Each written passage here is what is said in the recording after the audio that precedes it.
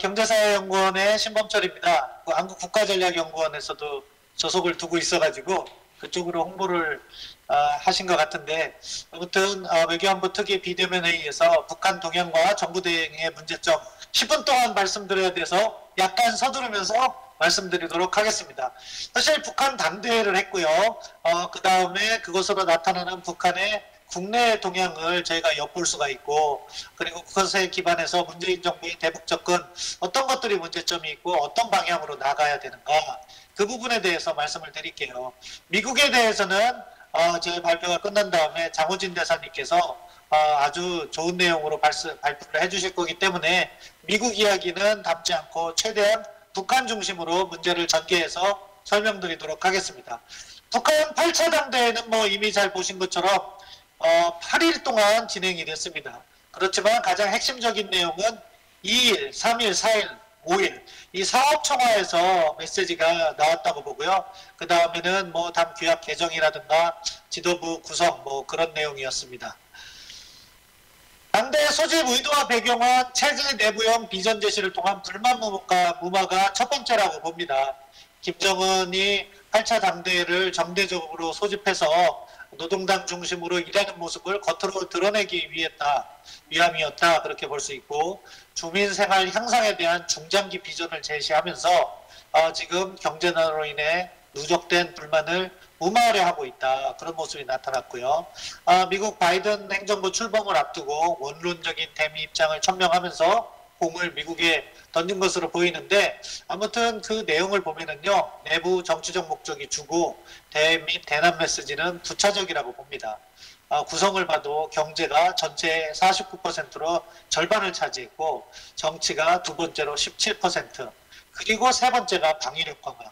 대남 및 대외 분야는 그 뒤로 축소된 모습을 보이고 있기 때문에 사실상 불안정한 상황에서 북한 주민들에게 무언가 체제가 성공하고 있다, 그런 부분을 강조하고 있는 거죠. 대남 메시지와 관련해서는 대미 메시지와 관련해서는 원칙적으로 강경한 입장을 천명하면서 바이든 행정부의 입장을 기다리겠다 하는 메시지입니다. 그래서 대북 적재지 정책을 철회해라, 그래서 여러 가지 이야기들을 했던 거죠. 미국에서 누가 집권하든 대조선 정책의 본심은 변하지 않는다, 이렇게 이야기를 했고요. 직접적인 표현은 없었지만 김정은의 북미 정상회담 등을 외교적 성과로 인식하는 모습이죠. 아직도 북한에서는 바이든 행정부 출범을 내부 매체를 통해서는 알리지 않고 있습니다. 그런 부분이 여전히 트럼프 대통령과의 정상회담에 대한 미련, 그런 것들이 반영되어 있다고 보여지는데요. 아무튼 그렇다고 해서 당장 도발로 가기보다는 바이든 행정부의 제안을 지켜보겠다는 입장을 견지하고 있습니다. 뭐 대미 적대시 정책 포기는 원론적 입장 표명이지만 그것은 당분간 관만적 태도를 견지하겠다는 거고요. 책임을 미국에게 넘기면서 압박 그리고 협상 여지 제공이라는 양면 전술을 구사하고 있다고 봅니다. 대남 메시지와 관련해서는 대남 무시를 통한 우위를 선점하고요. 대화 여지를 남겨두면서 문재인 정부를 압박하겠다. 전반적으로 현 남북 관계에 대해서 부정적으로 평가했고요. 판문점 선언 이전으로 돌아갔다, 스스로 그렇게 이야기를 하고 있고, 남북 관계의 경우에는 근본 문제를 제기했어요. 우리 정부가 추진하고 있는 방역, 인도주의, 개별 관광은 비본질적인 문제다, 그러면서 근본적인 문제부터 풀자고 했는데, 사실 뭐 북한이 근본적인 문제 풀자고 하면 대화 나왔습니까? 나오지도 않으면서 이렇게 불만만을 이야기하고 있는데, 불만에 대해서는 또 자세히 언급했어요. 계속되는 첨단 공격 장비 반입, 그리고 뭐 우리 정부의 비정상적 반통일적인 행태의 엄정 관리, 근원적 제거. 사실은 우리 국민, 대한민국 국익의 기준으로 볼 때는 문재인 정부가 너무 북한의 유화 정책을 전개하고 있는 건데, 그것에 대해서도 이렇게 불만을 표현하는 것은 결국 대남 우위를 선점하겠다, 이번 기회에 뭐 자기들이 아무리 잘못을 해도 아무런 반박도 못하는 한국 정부에 대해서 완전한 우위를 점하겠다 하는 그런 전략적 생법이 깔려 있다고 봅니다. 뭐 북측에 유리한 방향을 전제로 했지만 대화 가능성을 열어두는데요. 여기에 관련해서 또 우리가 착각하는 게 있어요. 모든 외교적 행위에 관련해서는요. 대화 가능성은 항상 열려 있는 거죠. 그렇기 때문에 전쟁을 하더라도 외교를 한다는 거 아닙니까? 그런데 우리는 북한이 대화 가능성을 열어뒀다.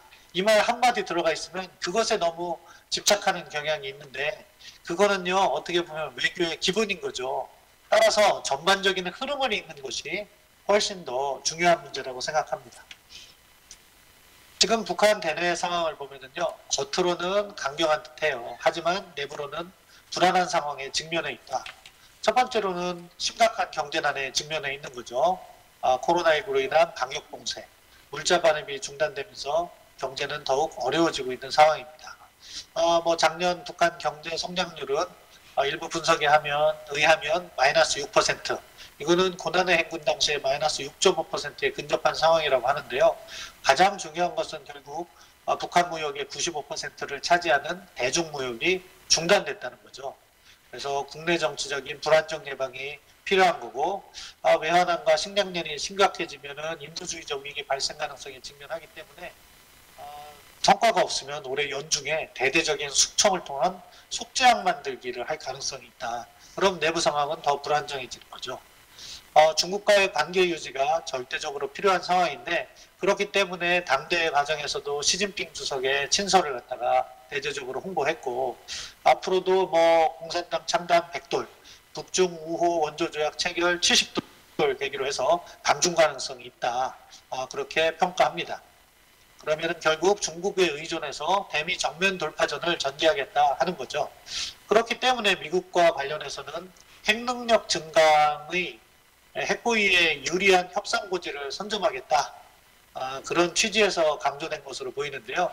실제로 최근 수년간 핵능력이 엄청나게 증강됐고 핵잠이나 전술핵과 같은 추가적인 핵능력 강화 방향을 또 강조를 했어요. 이러한 김정은식의 군비 증강이 현실화되기는 어렵다고 생각합니다. 왜냐하면 이러한 무모한 군비 경쟁은 과도한 지출, 경제난 가속화, 그래서 또 민심 악화에 악순환을 낳는 거죠. 이 경우 구소련과 같은 체제 불안정이 더 증가할 것으로 보이는데요. 이번 열병식을 보면서 과거 80년대 초중반에 소련이 무슨 행사했을 때마다 핵무기 큰 거 가지고 나와서 이렇게 열병식을 했는데 그게 연상되더라고요. 또 전략 도발 가능성도 지금 높아지고 있다고 생각하는데요. 이것은 미국의 관심과 유리한 협상 여건을 도모할 전망이라고 봅니다. 이따가 장호진 대사님께서 말씀해 주시겠지만 지금 미국의 대외정책 우선순위에서 북한은 4순위 정도 되는 것 같아요. 블링컨 국무장관의 청문회를 보니까 이란 중동 문제, 중국 문제, 그리고 러시아 우크라이나 문제 다음에 북한 문제 이야기가 나오더라고요. 그런 부분이 북한으로서는 불만을 가질 수가 있고 따라서 2월까지 입장 표명이 없다 하면은 3, 4월 도발 가능성이 있는 거죠. 미국의 대화 의사가 있다면은 중국하고 유대를 강화하면서 유리한 협상을 전개하려고 할 거예요. 궁극적으로는 핵 보유를 인정받기 위한 행보고요. 핵능력 강화가 핵군축 협상으로 가는 길이다 이렇게 인식하고 있는 것 같아요. 결국 핵군축 협상이라는 건요. 일부 핵능력 해제로 제재를 완화받고 나머지 핵능력은 갖고 있겠다 하는 거기 때문에 한국은 북한의 인질이 되는 거죠. 핵인질이 되는 건데 그 길을 그대로 방관하고 있는 것이 현재의 우리 정부의 입장이 아닌가 안타까움이 큽니다. 남북관계와 관련해서는 선미 훈합하겠다. 그리고 문재인 정부의 이벤트 외교를 주시할 전망으로 보는데요. 대남 강경 기조는 뭐냐? 미국하고 문제 풀면 한국 정부는 따라온다는 거죠. 그리고 또 다른 한편으로는 문재인 정부를 비난하면서도 다음 행정부에 대한 불안함이 존재할 존재할 거로 추정되고요. 따라서 7월 동경올림픽 아니면 내년 2월 북경 동계올림픽 등의 이벤트가 있지 않나 나름대로 계산을 하면서 접근할 것이다. 사실 우리가 탑다운이라고 하잖아요. 그런데 보면은 탑다운 아니에요. 탑에서 합의가 되고 다운에서 이행이 돼야 되는데 북한이 계산하고 있는 건요. 탑다운도 아니고 탑스탑이라고 생각합니다. 이벤트만 하고 비핵화 조치는 하지 않고 전략적으로 유리한 상황을 조성하는 것이 현재 북한의 목표라고 생각합니다. 그렇지만 또 우리 정부는 이것에 대해서 잘못된 접근을 한 거죠. 그 결과 스스로 전략적 위상을 낮춰버린 굴욕적인 남북관계 관행이 형성되고 있다. 성과 없는 이벤트 중심의 접근, 북한의 모욕에 대응하지 못하고 북한의 부당한 요구를 수용하면서 한국의 전략적 위상이 약화됐고 어떻게 보면 참 수치스러운 말이지만 자판기화예요. 북한이 아무리 잘못을 하다가도 대화하자 하면은 자판기 마냥 대화에 가고 요구를 들어주려고 하고 그렇다는 거죠. 이런 식으로는 사실은 우리가 올바른 남북관계를 만들어갈 수가 없습니다. 예전에 어떤 영화에서 본 기억인데 관행이 지속되면 뭐예요? 권리라고 생각되는 거예요. 그렇기 때문에 관행을 만들어감에 있어서 우리가 그 중요성을 이해해야 된다. 비핵화 관련해서는 실질적인 비핵화 협상의 동력 상실이 되었다 이렇게 보고 있는데요. 전략 상황이 저는 악화됐다고 평가합니다.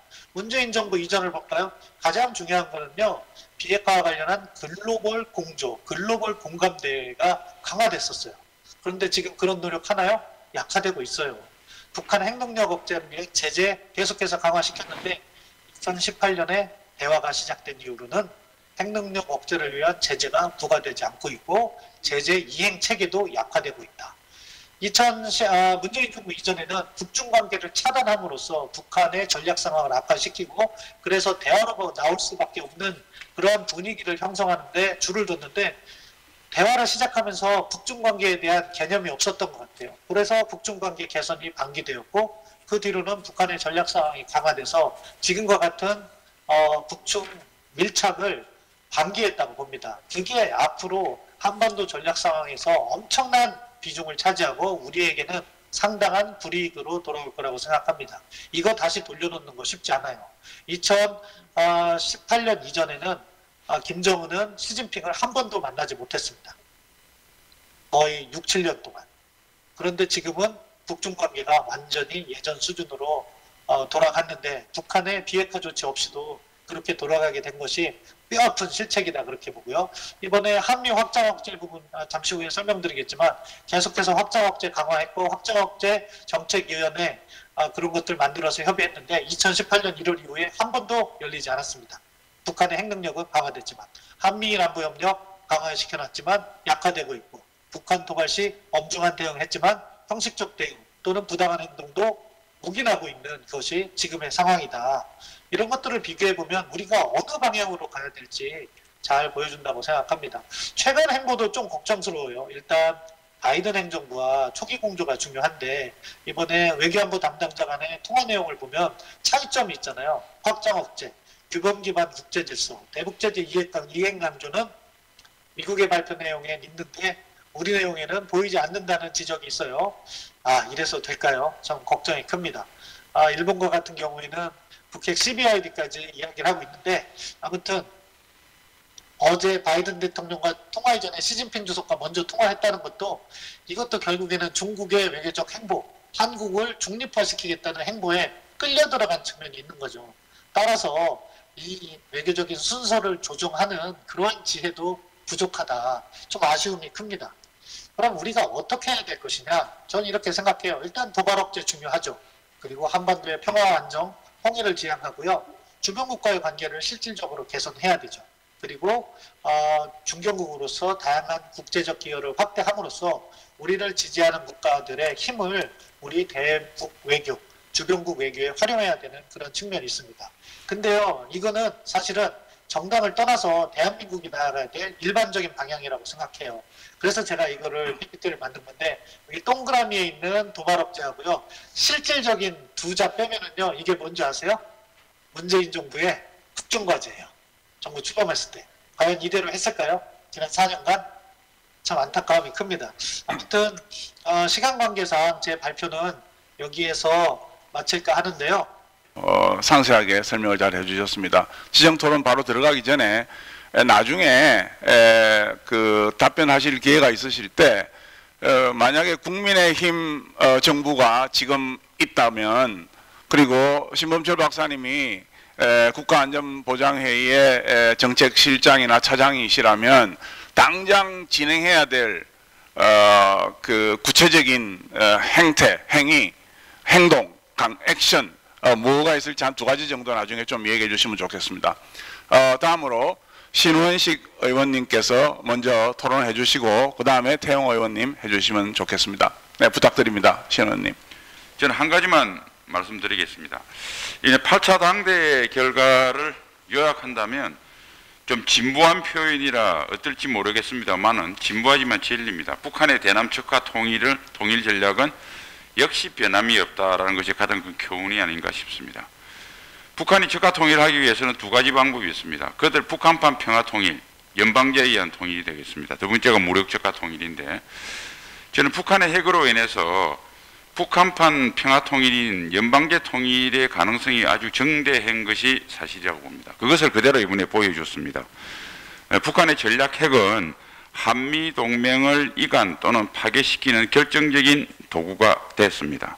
물론 그게 미국이 받아들이냐는 일단은 여러 가지 밀고 당기는 게 있겠지만 어쨌든 파탄시킬 수 있는 능력을 북한이 이제는 보유하게 됐다는 것이고, 두 번째는 우리 내부의 정치 사회적 분위기가 북한의 요구를 수용을 하는 데 있어서 큰 거부감이 점차 사라지고 있다. 오히려 호응하는 분위기도 일각에서 굉장히 정대되고 있다는 사실입니다. 세 번째는 첫 번째와 두 번째가 되고 나면 세 번째, 전술핵을 가지고 대한민국을 위협만 하면 전쟁 없이 대한민국이 굴복할 수 있겠다.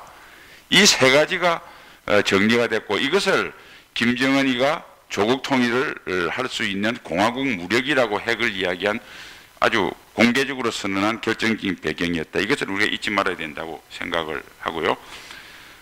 이제 우리가 사실은 2006년 북한이 1차 핵실험하고 2009년 2차 핵실험을 할 때 2006년부터 사실상 북한 비핵화는 사실상 물 건너갔습니다. 비핵화를 핵을 없애겠다는 주체가 북한이 비핵화라는 용어를 이야기한 적도 없고 늘 핵무장만 이야기를 했습니다. 그러니까 이 불편한 진실을 이제는 더 이상 그게 아니겠지, 실제 속뜻은 그게 아니겠지, 설마 쟤들이 저렇게 할 수 있는 능력이 있느냐라는 거짓된 그 이야기에 이제 현혹돼서는 안 되고, 북한의 비핵화할 생각이 전혀 없다는 걸 이제는 상수로 놔야 되겠다는 거. 두 번째는 따라서 북한의 비핵화 협상은 어떤 미사이구와 레토릭으로 포장을 하더라도 이제는 현실적으로 동결, 최선해봐야 감축 정도로밖에 협상은 진행되지 못하겠다. 물론 그렇다고 협상을 우리가 포기하자는 건 아닙니다.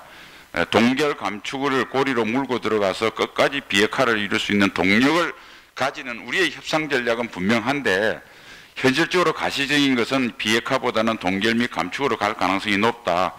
그렇게 되면 지금보다 우리 안보가 더 위태로워진다라는 것은 우리가 변함없는 사실이고, 그래서 외교적인 비핵화 노력은 계속을 하되 이제 국가적인 아젠다는 북핵이라는 실체적 존재를 인지를 하고 북핵을 억제하고 대응하는데 국가정책의 최우선순위가 둬야 한다. 그걸 노력해야 된다. 이게 국가가 해야 될 일이다. 물론 이렇게 하는 데는 공개적으로 선언하고 이렇게 전략적으로는 판단해서 할 필요는 없을 수는 있겠습니다. 그러나 하여튼 엄밀하게 모든 국가의 총력을 집중을 해서 북핵 억제 및 대응 능력에 총력을 기울여야 된다는 것을 말씀드리고, 끝으로 야구와 비교를 한번 해보겠습니다. 우리 야구한테 늘 나오는 것이 우리가 기회를 살리지 못하면 반드시 다음에 엄청난 핀치에 몰립니다. 우리가 여러 번 좋은 기회가 있었는데 그냥 낙관적 기대로 그 기회를 다 날렸습니다. 그래서 이제 엄청난 핀치에 몰려 있습니다. 그러나 실망할 필요는 없습니다. 북한은 9회 말 매회 매 타자가 꼭 성공적인 진루를 해야 이기는 게임이고, 우리는 9회 말 투아웃까지 치다가 마지막 역전 홈런 치면 한 명이라도 잘하면 이길 수 있는 전략적 환경입니다. 지금 그러세요. 한 8회 말 정도, 8회 정도 게임이 진행되고 있나요? 아직도 한 해가 있습니다. 3개 타자가 있습니다. 그러니까 우리는 얼마든지 대한민국 정부가 제대로 정신을 차리고 새로 출범한 바이든 정부가 협조를 해서 원칙에 돌아가서 하면 우리가 이길 수 있다. 이 기회는 있다라고 말씀드리겠습니다. 이상입니다. 오늘 우리가 이제 도전과 기회라는 주제로 이제 토론하기 때문에 저는 우리에게 있어서 지금 현재 도전은 무엇이고 기회는 어디에 있을까, 이 점을 좀 이야기하자고 합니다. 저는 우리에게 이번에 8차 당대 이후에 도전은 이제 3가지 도전이 우리 앞에 놓여 있다, 이렇게 보았습니다. 우선 첫 번째로서 김정은이가 이 당 8차 대회를 바이든 행정부 출범 전에 이것을 이제 진행하고 하고 싶은 소리, 우리 남을 향해서 또 미국을 향해서 중국을 향해서 이렇게 유관국들에게 할 수 있는 메시지를 먼저 이제 함으로써 이슈 선점에서 결국은 그 김정은이가 한 발 앞서 지금 있습니다. 그러니까 그 이후의 상황을 보면 우리 정부도 결국은 김정은이가 내놓은 이 숙제를 어떻게 풀겠느냐, 이게 고민하면서 이 문제를 어떻게 풀겠느냐를 가지고 지금 바이든 새 출범 정부하고 하고 있고, 또 중국도 역시 김정은이가 내놓은 이 숙제를 어떻게 풀겠냐라는 걸 골몰함으로써 이 우선 김정은이가 선박 날린 게 이제 첫 번째 도전이다, 저는 이렇게 생각했습니다. 두 번째로서 우리한테 지금 도전은 이번에 새롭게 그 북한 김정은에 대해 보면 모든 것이 아주 선명합니다. XO식으로 딱 모든 문제를 다 이야기했습니다. 강대강, 선대선, 이거 안 하면 나 이거 할 테야, 이거 해주면 이거 안 할 테야, 이런 식으로 대단히 명백하게 이제 해놨기 때문에 앞으로 향후 우리가 북한을 다뤄나가는 데서 많은 지난 시기는 북한이 좀 애매하게 전략적 모호성을 유지했기 때문에 우리도 거기에 맞게 모호성을 유지할 수 있는 그런 공간이 많았는데, 앞으로는 결국은 잘못 다루면 이제 북한에 우리가 굴종하거나 굴복하는 모습이 보여지고, 또 잘못 다루면 북한의 간격으로 나갈 수 있는 명분을 줄 수 있는 이런 이제 도전이 있고, 세 번째 우리한테 지금 도전은 북중 관계입니다. 네, 이게 지금 새로운 도전입니다.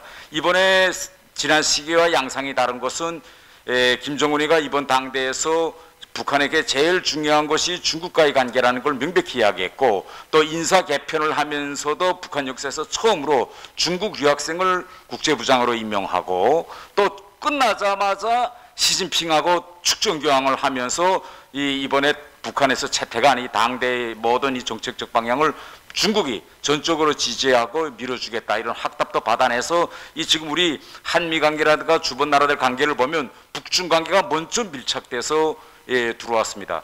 어제 시진핑 주석하고 문재인 대통령의 전화대화를 이제 분석해 보면 두 가지인데, 시진핑이가 현재 김정은이가 이번에 8차 당대에서 한 이야기는 결국은 대화하자는 거다, 이런 식으로 정리했고, 두 번째로서는 한반도 상황을 안정적으로 지금 평가한다, 이겁니다. 그러니까 현 트럼프 역시 시진핑도 어제 대화에서 말은 안 했지만은 기존의 싱가포르와 4.27 판문점 선언, 이 기조로 한반도 상황이 앞으로 가야 한다, 이걸 시진핑이가 어제 못 박아 놓은 거라고 저는 평가합니다. 이렇게 되고 보면 지금 우리가 가장 예민한 문제인 앞으로 향후 바이든 행정부의 대정책의 출발점, 이런 어디를 둘 것이냐 보면 지금 바이든 행정부는 아직 명백히 나오지 않은 상태에서 남북 또 중국, 이 3자가 거의 유사한 입장을 지금 취하고 있고, 미국은 좀 더 지켜봐야 되겠지만은 향후 미국이 어떤 방향으로 나가겠냐 해서 좀 미국은 한 발 뒤에 있고 3자가 이제 하나로 뭉치는 이런 양상이 지금 되어 있기 때문에 이것이 아주 우리한테는 큰 도전이다, 저는 이렇게 생각합니다. 그러면 기회는 무엇일까? 저는 이 점을 좀 찾아봤습니다. 저는 이번 북한 당 8차 대회를 통해서 우리한테 세 가지 기회가 있다고 저는 찾아보았습니다. 첫 번째 기회는 이번 북한 당 8차 대회 보고서를 쭉 보면 기존에 없는 대단히 강경파의 입지가 강화된 이런 보고서라고 이제 바라보고, 이 보고서에서 김정은이가 중요한 전략적 실수를 저는 한 가지 범했다고 생각했습니다. 무슨 전략적 실수인가 하면 특히 이 무기개발 분야라든가 향후 미국과 또 한국과의 대화에서 지금까지는 북한이 아주 그 외교적인 모호성을 많이 남겨두는 대화를 했는데, 이번 김정은의 얘기를 딱 보면 XO식입니다. 우선 대화 서두에서 지난 4년 동안에 트럼프 행정부 기간에 내가 뭘 했느냐라는 걸 쭉 열거했고, 앞으로 5년 있다가 당대회 할 것이다, 이렇게 시한부를 딱 정하고 5년 동안에 내가 뭘 할 것이냐라는 구체적인 구체적인 계획을 다 이야기했어요. 그러면 다 이야기하면 어필보건대는 이게 미국이나 우리한테 대한 압력으로 보여질 수 있지만, 이게 오히려 김정은이한테는 손발을 이거 묶는 겁니다. 왜? 북한 주민들을 향해서 앞으로 5년 동안 나 이거 할 거라고 너무 구체적으로 엄급해 놓으면 앞으로 북한 모든 사람들이 이거 북한에서는 당대회 복을 나야 절절 외우다시피 하거든요. 그러면 머리에 딱 각인될 겁니다. 앞으로 향후 5년 동안에 김정은이가 이거 할 것이냐 뭘 할 것이냐. 그래서 저는 이 보고를 보면서 이 일반적으로 당대회 보고할 때는 각 부문에서 이제 속학들이 10명씩 다 올라갑니다. 그러니까 북한 외무성에서도 분명 한 10명 정도가 올라가서 향후 미국과 이 대화를 어떤 방향에서 정립할 거냐, 이거 보면 결국은 북한 안에서 프로 외교관들의 입김이 고의나 반영되지 못하고 강경파의 말이 지나치게 이제 강조되고 또 김정은이가 북한의 경제 실패를 자인하면서 그에 대한 출구로서 자기가 이렇게 무기를 발전시켰다는 걸 이야기하는데 너무 몰두하다니까 가장 중요한 문제인 외교적 모호성을 무시했는데 이것이 우리한테는 앞으로 향후 김정은을 이제 잘 압박할 수 있는 앞으로 분명 북한은 이렇게 됐기 때문에 오락가락할 겁니다. 또 이게 우리에게 좋은 기회다. 두 번째로서는 바이든 정부의 출범이 앞으로 우리 판을 짤 수 있는 아주 좋은 기회라고 생각합니다. 그래서 이제 이 출범을 어떻게 하고 판을 어떻게 이제 하겠느냐라는 이제 문제인데 지금 우리 정부나 중국, 북한은 이번에 김정은도 이야기했지만은 싱가포르 합의를 이제 출발점으로 지금 삼으려고 하고 있습니다. 우리는 이번 기회에 적극적으로 왜 싱가포르 합의를 우리가 출발점으로 삼으면 안 되느냐를 적극적으로 이제 우리는 홍보해 가지고 바이든 정부가 싱가포르 합의를 전면적으로 무시하고 새로운 판을 짜도록 만들어 가야 됩니다. 또 이번에 우리가 바이든 다자주의를 중시하는 바이든 정부가 출범했기 때문에 앞으로 바이든 정부를 잘 이끌고 나가면 우리는 새로운 다자주의 판을 짤 수 있습니다. 제가 트럼프 행정부 그다음에 우리 문재인 정부의 4.27 판문점 선언 이후에 쭉 보니까 이 북한과의 쌍무대화, 남북대화라든가 미북대화로서는 결국은 아무것도 얻어낼 수 없습니다. 그래도 뒤돌아보면 다자회담을 열어가지고 다자주의 틀에 북한을 끌어들여서 미국과 중국이 손을 잡고 북한이 압박하는 것이 육자회담과 같은 이런 틀거리가 가장 유효한 틀거리였다고 저는 생각하고 두 번째로서는 북한 내부의 견제로서 보면 이 다자회담 틀거리가 이 틀거리 대화가 진행됐을 때는 북한 측에서도 베테랑 외교관들이 여기에 대거 나와서 합의를 이끌어 갈 수 있었습니다. 그런데 이제 이번에 미북 대화, 양자 대화 구도로 가니까 외교를 잘 모르는 김영철이가 주도하고 또 지금 이성건이가 나오고 이렇게 비프로들이 나와서 이걸 하다 나면 한동안은 쇼는 갈 수 있지만 정착전은 대단히 이제 우리가 바라지 않던 바로 갈 수 있습니다. 그래서 우리가 한국도 그렇고 북한도 그렇고 외교 베테랑 전문 인력이 투입되게 하려면 결국은 다자주의로 가야 된다고 생각하고 마지막으로 우리한테는 지금 한미합동훈련이 이게 우리한테는 대단히 큰 저는 기회라고 생각합니다. 지금 이 한미합동훈련이 분수령으로 될 거 한다면서 지금 많은 부분은 여권 쪽에서는 위축, 중단 뭐 북한과의 협의 이 방향으로 많이 지금 이끌고 가는데 우리는 오히려 이번에 김정은이가 이걸 전제로 했기 때문에 이걸 해가지고 우리가 역공세를 좀 피해야 되지 않겠느냐 정부 쪽으로서는. 예를 들면 이번에 김정은이가 5년 동안에 자기 핵 개발 계획을 밝혔습니다. 그러면 우리 정도는 이런 건 이렇게 하면 결국은 한반도에서 새로운 군비 경쟁, 새로운 핵 경쟁이 일어나기 때문에 이렇게 하지 말고 중단 대 중단, 동결 대 동결로 가자고 먼저 우리가 선박 날리고 지금 공식 이 문제 토의하자.